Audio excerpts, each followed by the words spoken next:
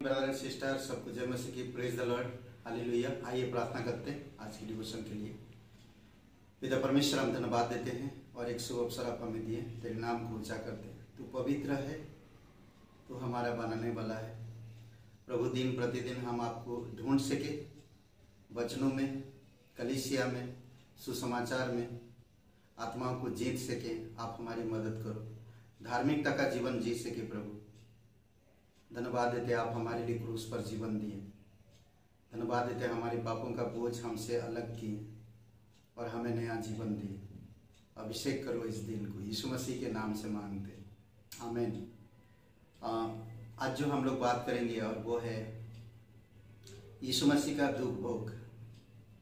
यीशु मसीह का दुख भोग। ये सप्ताह यीशु मसीह यरूशलेम में एंट्री करता है और वो पूरे दुनिया का पाप अपने ऊपर लेकर क्रूस पर बलिदान होता है।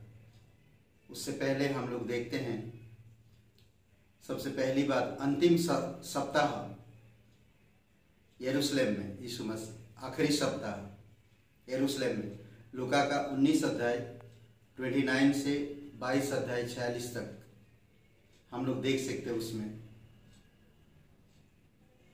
वह जैतून नामक पहाड़ पर से होकर बैतनिय्याह के पास पहुंचा तो उसने अपने चेलों से दो को यह कहते हुए भेजा। और लोगों को 19 अध्याय से लेकर अलग अलग हम देख सकते हैं लूका की किताब में। तो यीशु मसीह का जीवन कैसा था कि लोगों के प्रति प्रेम, दया, बचाने के लिए उनके जीवन को ब्लेसिंग करने के लिए हमेशा तैयार था। उसको सोचिए कि वो सामने मौत है और वो जानता था कि उसे पकड़वाया जाएगा। पिलातुस, अलग अलग लोगों के सामने उसका न्याय होएगा, उस पर आरोप लगाए जाएंगे। ये सारी चीज जानने के बावजूद भी वो उस जगह को चुना, यरूशलेम को, वहां पर जाने को। कहते कि विश्वासघात और पकड़वाया जाना। लूका का 18 अध्याय 2 से 13 में विश्वासघात किया किसी से, कोई उसके साथ जिससे वो प्यार किया, जिसको सब चीजें दिखाया, जिसको उसने चुना था, उसी ने उसे धोखा दिया और उसको पकड़वाया। फिर भी वो उससे प्यार किया।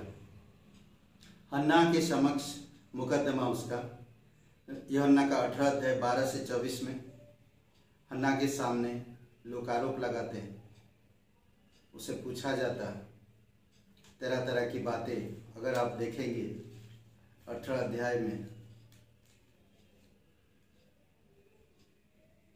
यीशु के मुकदमा ना, 18 अध्याय में तो 12 वचन से लेकर आगे तो कई सारी बातें जो यीशु मसीह फेस किया। अगर हम उस प्रकार की फेस करेंगे, आज हम खुद गलती करने के बावजूद भी गलती को मानते नहीं हैं। अगर प्रभु यीशु मसीह बिना गलती किए सजा भोगने के लिए तैयार हो, क्यों? वो जानता था कि लोग कितनी तकलीफ में हैं, लोग पाप में हैं, लोग अंधकार में हैं, लोग परमेश्वर से अलग है। इसीलिए वो हर एक तकलीफ का सामना कर रहा। फिर हम देखते हैं काइफा के समक्ष मुकदमा उसका, मरकुस का 4 अध्याय 14 अध्याय 53 से 15 अध्याय 1 तक मरकुस के।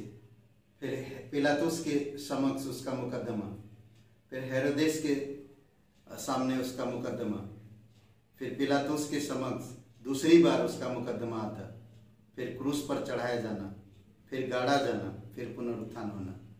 ये सारी चीजें किस चीज को दर्शा रहा है? परमेश्वर के प्रेम, लोगों के प्रति जो परमेश्वर की योजना, उस चीज को। यीशु मसीह के पास एक उस कार्य को पूरा करना था जिससे लोग परमेश्वर को जाने, जिससे लोग परमेश्वर के पास आ सके।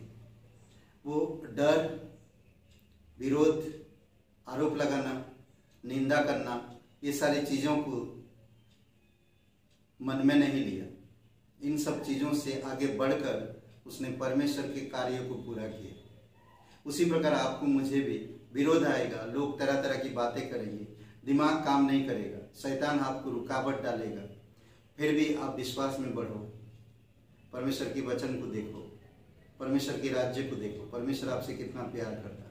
कई बार होता है आपके आसपास कोई नहीं होगा, बट परमेश्वर होगा।